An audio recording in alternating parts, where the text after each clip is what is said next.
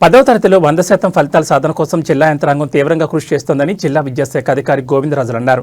కొస్గి మండలంలోని మీర్జాపూర్ గ్రామ జిల్లా పరిషత్ ఉన్నత పాఠశాలను ఆయన సందర్శించారు. ఈ సందర్భంగా 10వ తరగతి విద్యార్థులతో ప్రత్యేకంగా మాట్లాడుతూ ప్రతి విద్యార్థి పాఠశాల స్థాయిలో నిర్వహించే అన్ని రకాల పరీక్షలకు విధిగా హాజరై ప్రధాన పరీక్షలకు సంసిద్ధులు కావాలని సూచించారు. ఉదయం సాయంత్రం పూట ఏర్పాటు చేసిన ప్రత్యేక తరగతులకు తల్లిదండ్రులు తమ పిల్లలు హాజరయ్యేలా సహకరించాలని సూచించారు.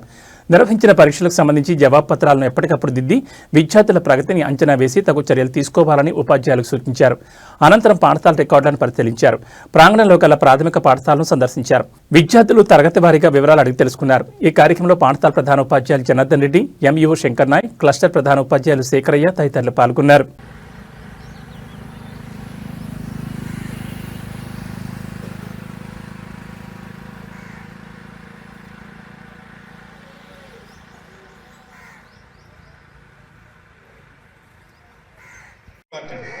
అంటే ఈరోజు మీరు ఫుడ్ ఫెస్టివల్ జరుగుతున్నందుకు భారతదేశంలో వంటకాలు ఏ విధంగా తయారు చేస్తారు, మిర్జాపూర్లో వంటకాలు ఏ విధంగా ఉంటాయి, ప్రతి ప్రాంతంలో ఒక రకమైన వంటకాలు ఫేమస్గా ఉంటాయి. ఇక్కడ స్థానిక వంటకాలను ప్రోత్సహించడానికి, అవగాహన పరచడానికి ఎన్జీసీ ఒకటి ఉంది, ఎకో క్లబ్స్. వాళ్ళు మొక్కలను నాటడము, అదేవిధంగా పెంచడము, పర్యవేక్షించడము వాళ్ళ బాధ్యత.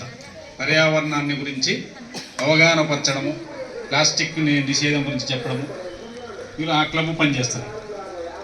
కల్చరల్ కమిటీ అంటే విద్యార్థులలో కూడా మనకు చాలా ప్రతిభ దాగి ఉంటుంది కాబట్టి వాళ్ళకు ఆటలు కానీ పాటలు కానీ కళాత్మకను విద్యను అందించడానికి వాళ్ళు పనిచేస్తారు. కాబట్టి వాళ్ళ ఇంట్రెస్ట్ ఉండే గ్రూప్ను పాల్గొనడానికి ఆ గ్రూప్ అనేది ఉపయోగపడుతుంది. అదే మిడ్ డే మీల్స్ ముఖ్యంగా ఈ హెల్త్ హైజీన్ కమిటీ అని వచ్చింది.